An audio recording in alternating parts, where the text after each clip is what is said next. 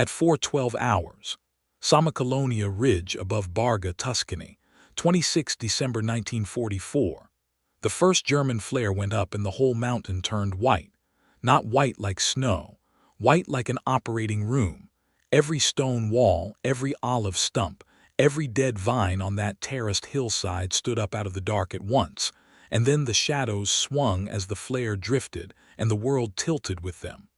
Private First Class Elas Boon did not look up at it. He was lying on his stomach behind a collapsed pig shed 40 meters below the switchback road, both arms inside a machine gun. His right hand was around the pistol grip of a water-cooled Browning that was not supposed to be in that position, because that position had been ordered abandoned 9 hours earlier. His left hand was holding a strand of field telephone wire.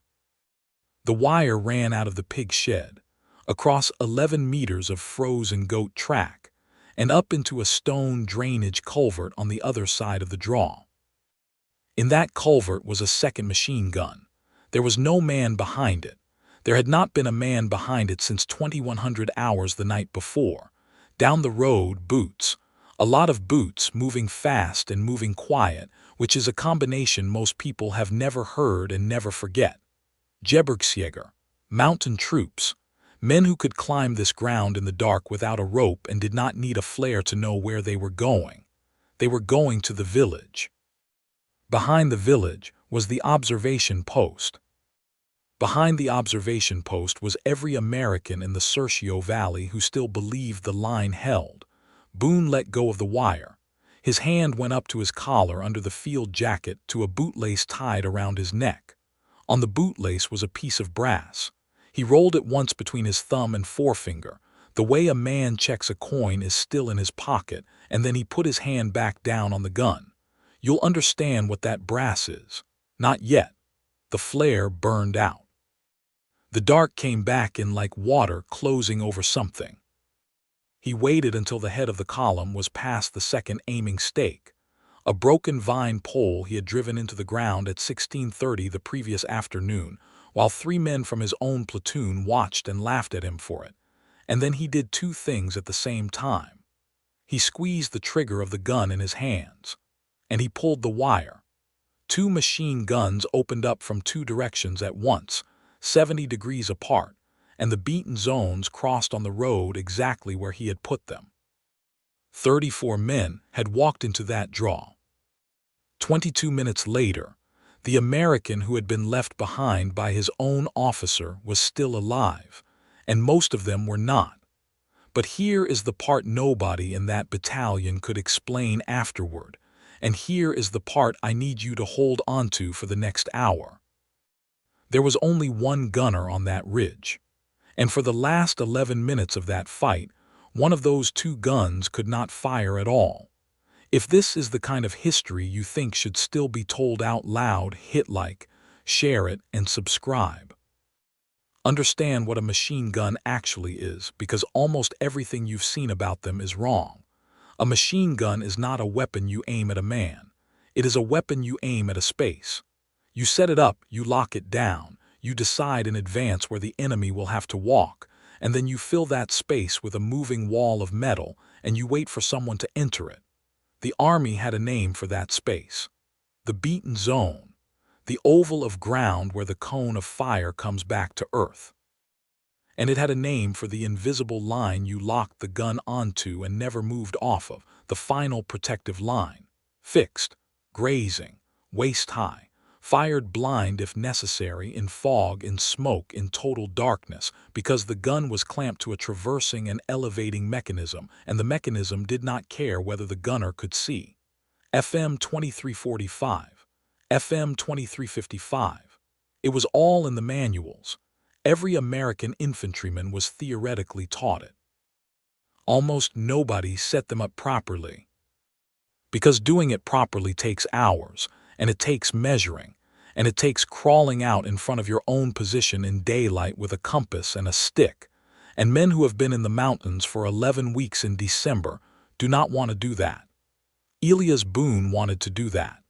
Here is what he was facing on the night of 25 December 1944. The Germans in that valley were not the shattered leftovers of a beaten army. They were mountain infantry, Gebirgsjäger from the Mittenwald cadre, men trained in the Bavarian Alps, reinforced by units of the 148th Infantry Division, and Italian troops still fighting for the Fascist Republic. They had MG-42s that fired 1,200 rounds a minute, a rate so high that soldiers on the receiving end described it not as a stutter, but as a tearing sound, like canvas.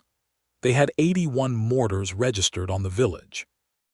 They had the high ground, the weather, the darkness, and the entire initiative. The village of Samokolonia was held by roughly 70 men, some infantry of the 366th Infantry Regiment, a small number of Italian partisans, and an artillery observation team. 70. Against an assault force estimated in the many hundreds. Do that math and then keep it in your head for the whole story. The 366th Infantry Regiment was a segregated black regiment attached to the 92nd Infantry Division. That fact is not decoration in this story. It is the mechanism of this story.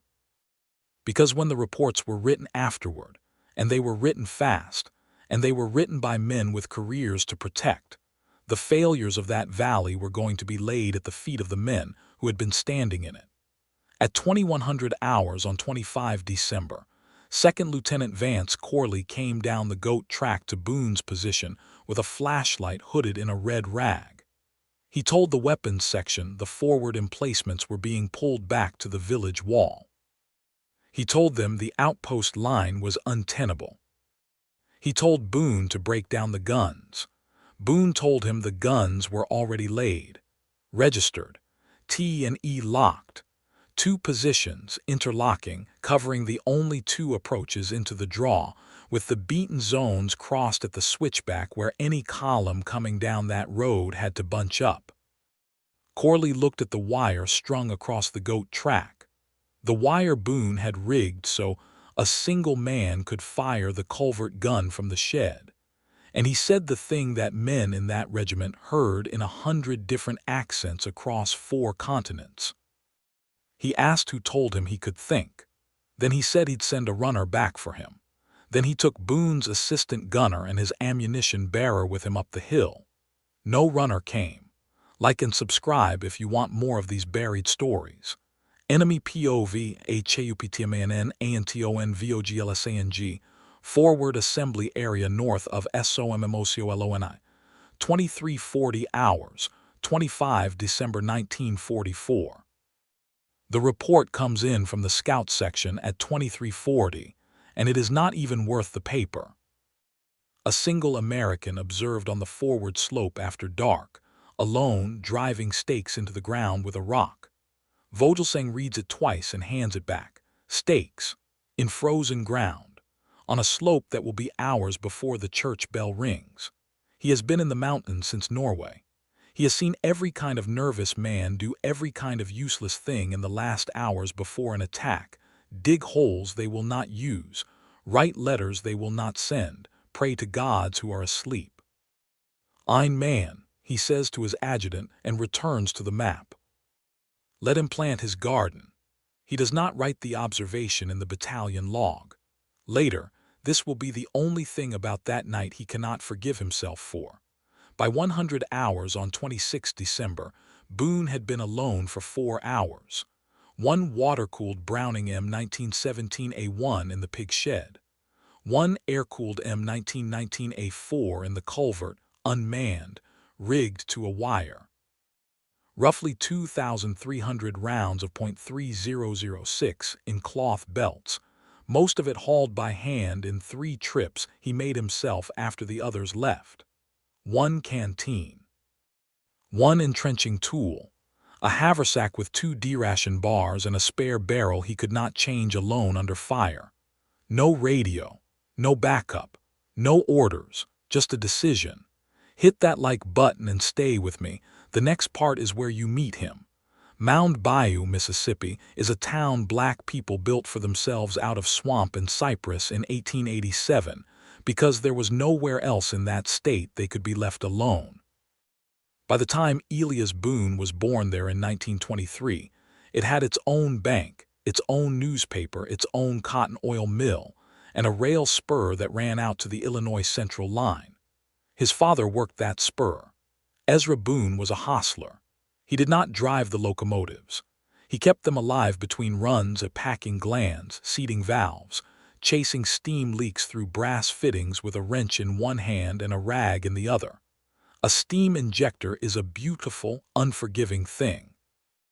It has no moving parts, and it fails for reasons you cannot see. You learn it by feel or you do not learn it at all. Elas learned it by feel. He was in that engine house from the age of 6. And here is the thing about a water-cooled machine gun that almost nobody thinks about. It is a steam engine that shoots. The M1917 Browning had a jacket around the barrel holding about 7 pints of water. Fire it long enough and that water boils. The steam runs out a hose into a condensing can, cools, and gets poured back in. A man who has spent his childhood chasing steam through brass will look at that gun and understand it in about 90 seconds. A man who has not will look at it and see a heavy thing he has to carry. He is 9 years old and it is August, and the engine house is 110 degrees. Number 214 has a weeping packing gland on the number 2 injector, and his father has been under it for 40 minutes without saying a word. Elas reaches in past his father's elbow because he is small and his arm fits where a grown man's does not, and he finds the seat with his fingertips and he feels the burr. It ain't the packing, Papa, it's the seat. Something got in it. His father comes out from under the locomotive. He looks at his son for a long moment with an expression the boy will spend 12 years trying to read. He does not say he is proud. He never once says that. He hands him the wrench. Ezra Boon had been to a war himself. In 1918, he served with the 92nd Infantry Division in the Meuse-Argonne, the same divisional patch, the buffalo, that his son would wear 26 years later in Italy. He came home in 1919 to a country that had promised him something, and then, in the summer that followed, burned black veterans out of their homes in a dozen cities for the crime of coming back with their heads up. He never talked about France. He talked about exactly one thing from France, exactly once, and it was not a story. It was an object. He kept a single .3006 cartridge case in a cigar box on the shelf above the workbench. Fired. Empty. The head stamp read FA-18, Frankfurt Arsenal, 1918. He had drilled a hole through the base of it with a bit and a hand brace, and there was a bootlace threaded through the hole. Elas asked about it maybe 4 times in his childhood. 4 times his father closed the box. The 5th time was the last morning, at the Cleveland Depot in March 1943, when Elas was going to Fort Huachuca and everybody knew what that meant and everybody was pretending they didn't. Ezra Boon took the brass out of his coat pocket. He put the bootlace over his son's head and settled it under his collar and flattened it down with his palm the way you'd smooth a shirt. And he said, "This one didn't go off. That's the only reason there's a U." Then he stepped back off the platform and did not wave. That is the brass. That is what he was rolling between his thumb and his finger at 4:12 hours on the ridge above Barga. A dud round from another man's war, in another forest, in another country that had also decided afterward that his father had not really been there. Understand what it meant to him, because you're going to see him reach for it 3 more times tonight, and by the last one you're going to feel it coming before it happens. It was not luck. He was not superstitious. He never once preyed on it. It was arithmetic. It was the reminder that everything he was had come down to one round that failed to fire, and that failure and survival are sometimes the exact same event. Fort Huachuca, Arizona, 96 degrees in the shade and no shade. The 92nd Division training in the desert for a war it would fight in mountains and rivers, under a divisional command structure in which every senior officer was white, and a substantial number of them had said, out loud and in writing, that they did not believe the men under them could fight. Boon qualified expert on the M1917 in his second week. That was the first problem. The second problem was that he did not stop there. He wanted the manuals, all of them. He read FM 2345 until the staples came out of it. He learned the traversing and elevating mechanism, the elevating handwheel, the traversing slide, the dial graduated in mils. And he learned what almost nobody bothered to learn, that if you set the T and E properly and lock it, the gun becomes a machine. It fires the same line every time. In the dark, in smoke, with the gunner's eyes shut, he started correcting people. That was the third problem, and it was the one that never got solved. There was a sergeant in Arizona who made him stand in the sun at attention holding a spare barrel out at arm's length for 11 minutes for the offense of pointing out, correctly, that the section's guns had been laid on grazing fire across ground that had a 15-meter dip in it, which meant a dead space wide enough to walk a squad through. 11 minutes. Boon counted them. He was still counting things the night he died an old man in 1996. The men called him Cricket after that because of the sound the traversing dial makes when you click it over 1 mil at a time, and because he did it constantly and because he did it in his sleep. He let them call him that. It was better than most of the other things he was called, by men wearing the same uniform in the same country's name. That was the abuse, not one dramatic incident. A grind. A daily, procedural, bureaucratic grind. The corrections that were never adopted, the recommendations that never reached a file, the technical competence of a black private that was treated by his own chain of command as a discipline problem rather than an asset. By December 1944, he had been in the Army for 20 months and had never once been asked his opinion by an officer. He had also, in that time, learned to build things. In Italy, in the fall, in a wrecked farmhouse outside Lucca, he had rebuilt a water jacket with a puncture in it by peening a cut-down brass cartridge case into the hole and dressing it flat, a repair that held for the rest of the campaign. He had made an improvised aiming stake set out of vine poles. He had rigged a lanyard trigger with WD-1 field wire so that a two-man crew could cover 3 positions. Nobody wrote any of it down. If you're still here, drop a like. It genuinely helps these men get found. 22:47 hours, 25 December 1944. 2 hours and 47 minutes after Corley took his crew. Boon tried first to do it the correct way. He tried to move the M1919A4 down from the culvert and consolidate both guns in the pig shed, because one man with 2 separated guns is not a section. It is a fantasy. He got the gun off the tripod. He got it across the goat track. He was 14 meters from the shed when a German ranging mortar came in on the terrace above him, and the shed's back wall came apart. He lost the spare barrel bag under 200 pounds of stone. He lost most of his water. Remember the water. It matters in about 6 hours. He lay in the mud with a machine gun on his chest and worked out that the consolidation plan was dead, because a single gun in a single position covering a single approach is a gun the Germans would locate and kill in 90 seconds with the mortars they had already registered. So he went back to the impossible plan. 2 guns, 1 man. 11 meters of wire. 23:40 hours. He carried the M1919A4 back up to the culvert alone in 3 stages, dragging the tripod behind him by 1 leg. Here is what he built that night. This is the part they laughed at.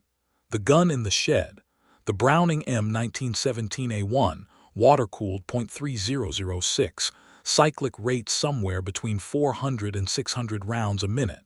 Heavy, slow firing by German standards.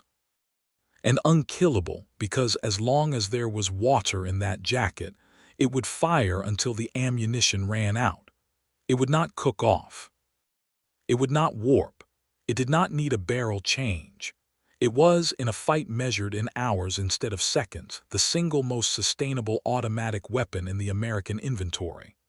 That gun got the final protective line, locked on the T and E, laid at grazing height across the switchback on a fixed line he would never move off of. That line was the wall. The gun in the culvert, the M1919A4, air-cooled, lighter, mounted on the M2 tripod. That one could not sustain.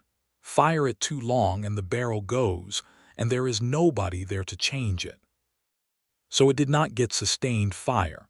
It got the cross. He laid it at 70 degrees off the first gun's line so that its beaten zone crossed the other one on the road. Not parallel, crossed. Because a man taking fire from one direction goes flat and finds cover from that direction. A man taking fire from two directions at once, 70 degrees apart, has no direction to face.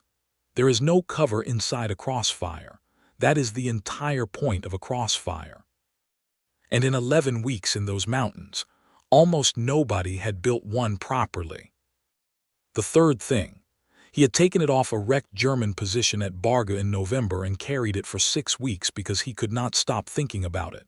The depth-searching cam mechanism from a Lafette tripod, the Typhon Führerautomat, the German device that mechanically walked a locked gun's fire up and down in depth without a gunner touching it. He could not mount a German cam on an American tripod. Not really. Not properly. He mounted it anyway.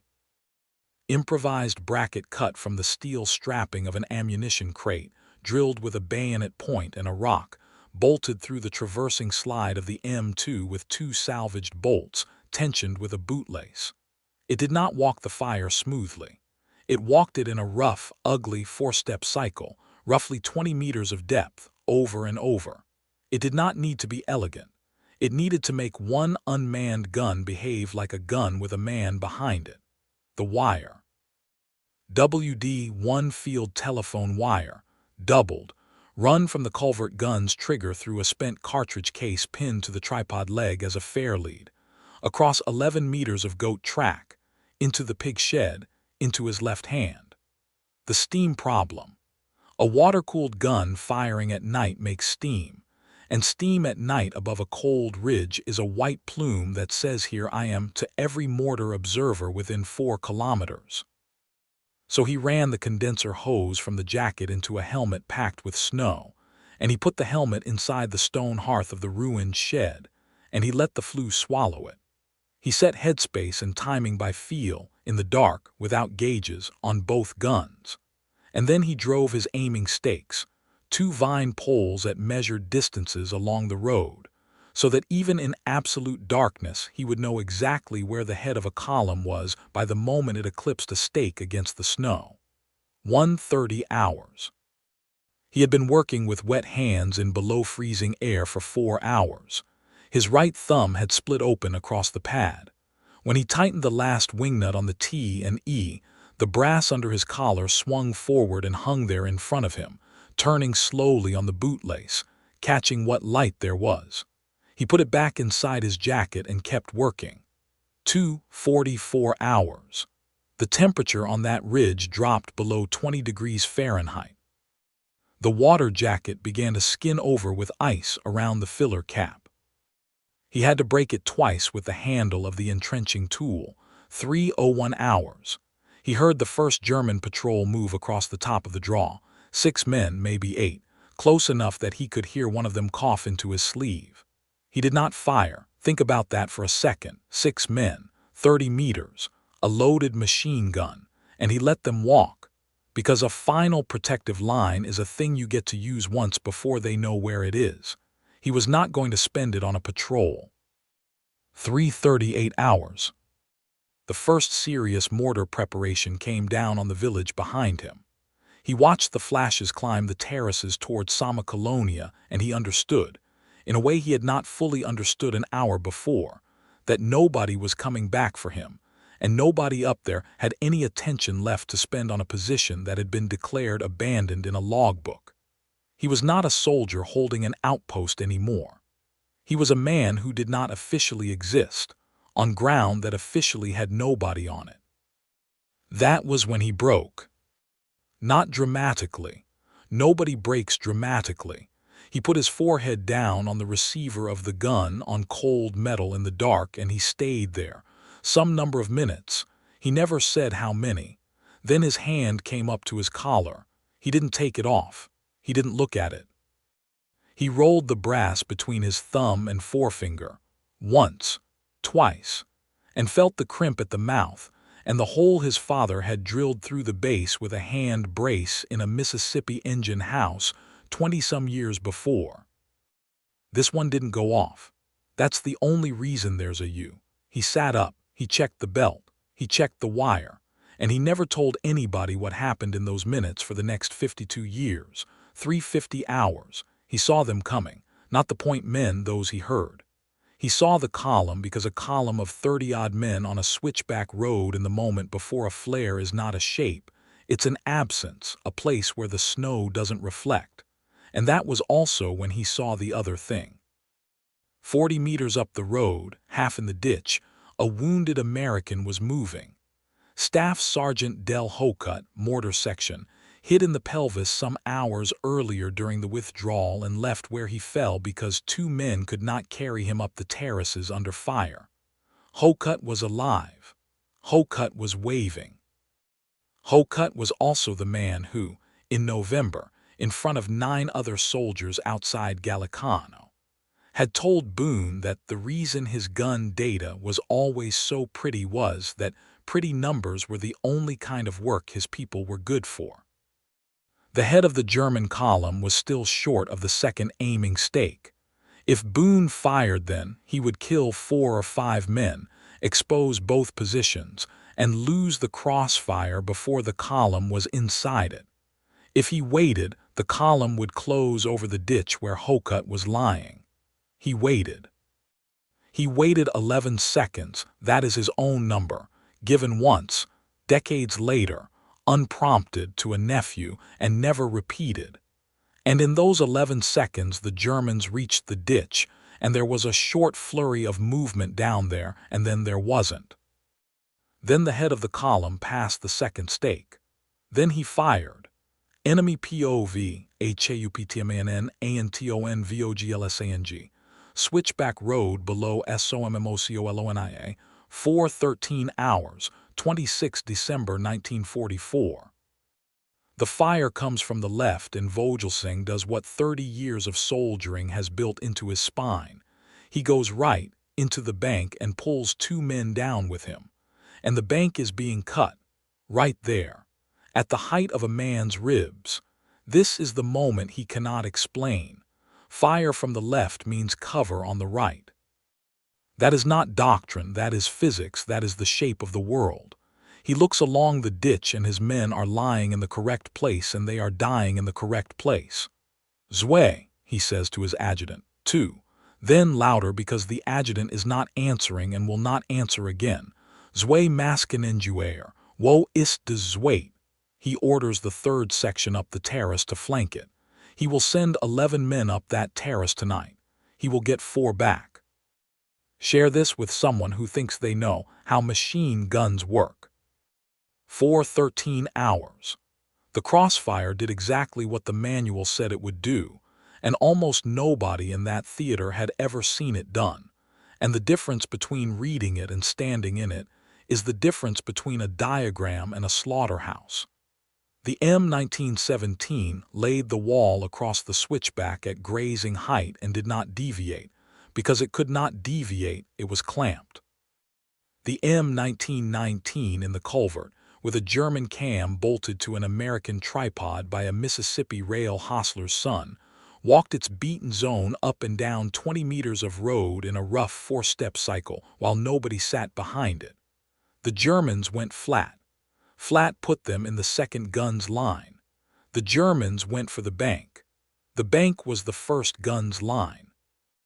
The Germans went back, and the switchback bent, and the road folded them into the crossing point of the 2 beaten zones, and for about 90 seconds that 40-meter stretch of Tuscan farm road was the most efficient piece of ground in Italy. First peak, it worked.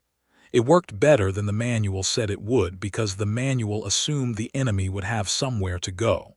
4:19 hours. It started to come apart. The culvert gun stopped. He felt it through the wire. The resistance went dead in his left hand, the way a fishing line goes slack. Ruptured case, almost certainly.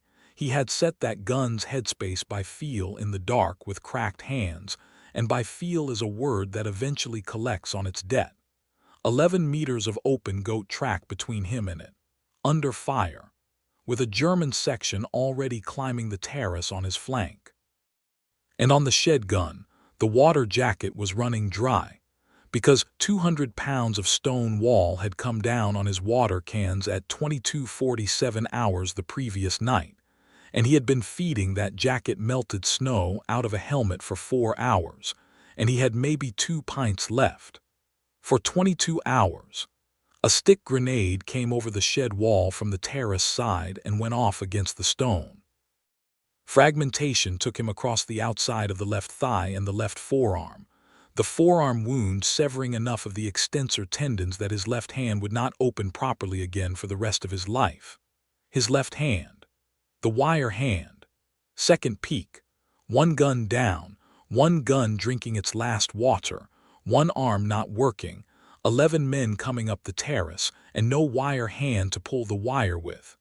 He looped the wire around his left wrist and pulled with his shoulder. The culvert gun did not answer. He kept pulling anyway. Understand what that means. He kept working a dead gun's lanyard because the Germans in that draw did not know it was dead.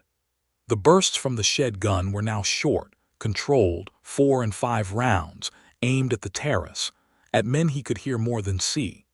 And in between them he was pulling a wire attached to nothing, and the German section on the flank was still refusing to close, because in their world there was a second gun and it had a gunner and it had eyes.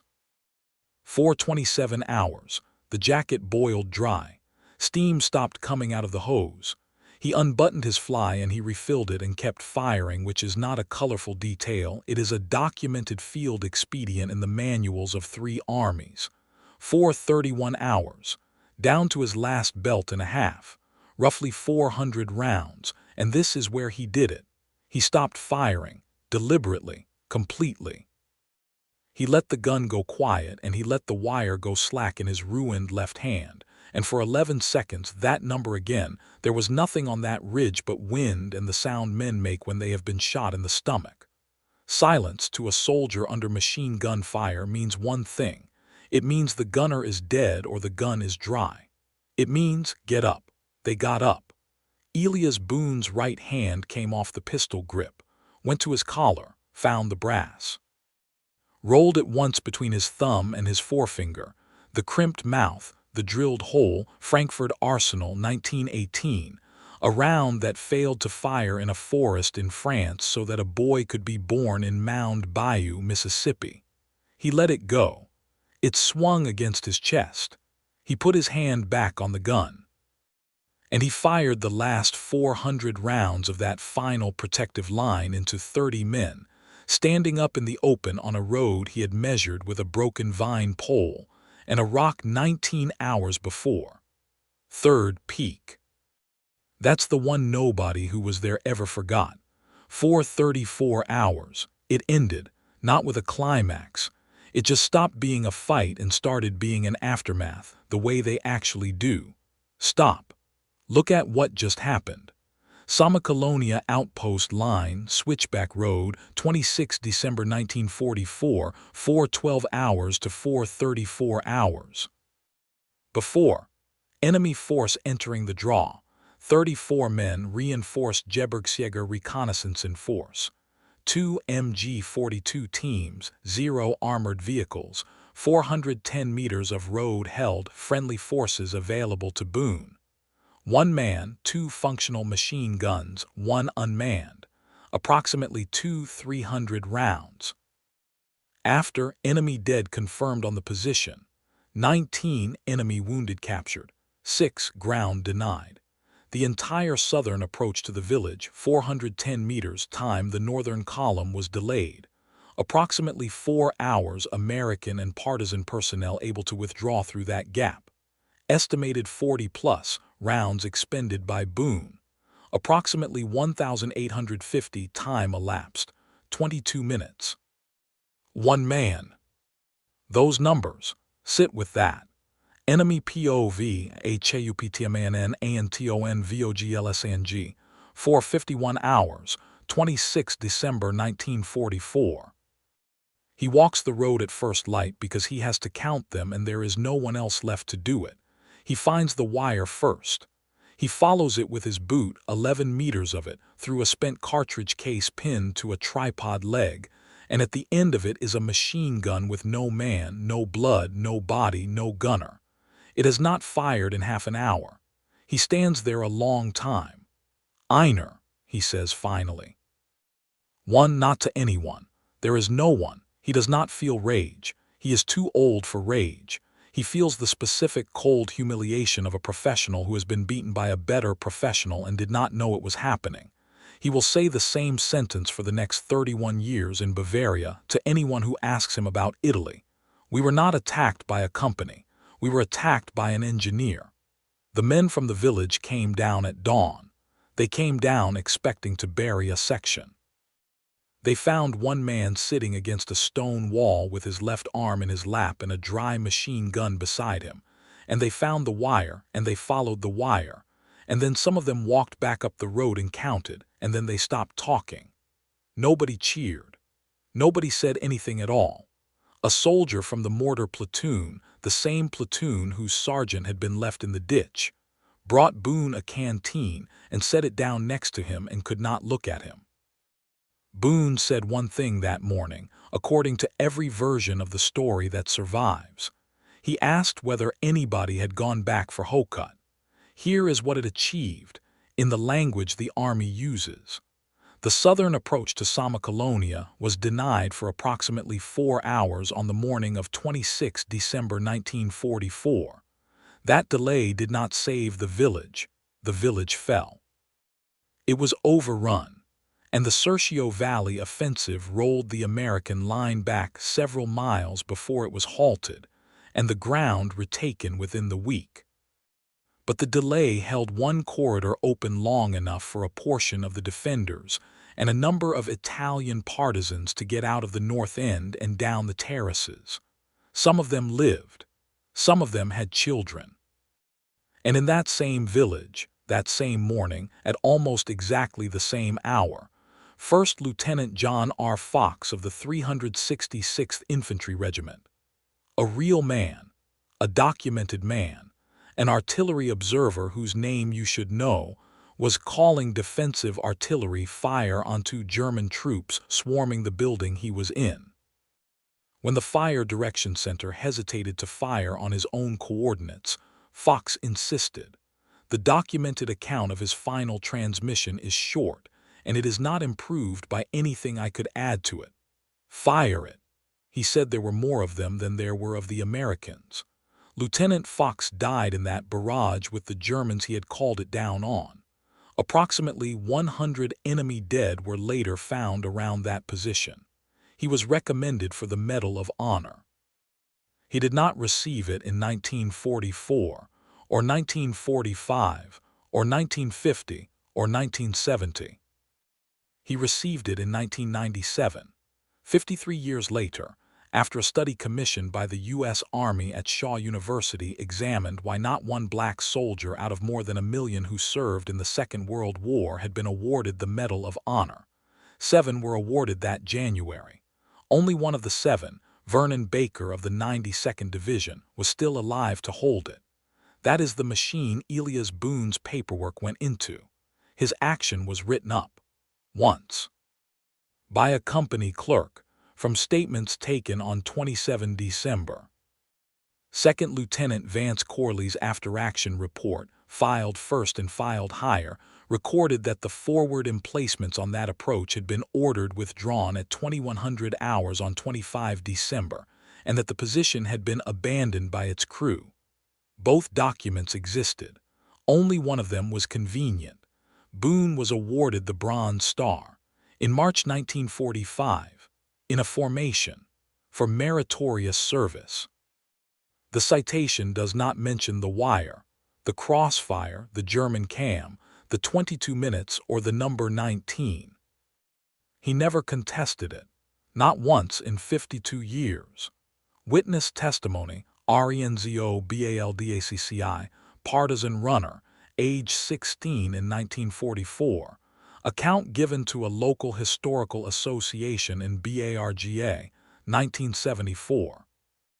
He had carried a message down the goat track just after midnight, and the American had made him wait 40 minutes in the culvert because there was firing on the road.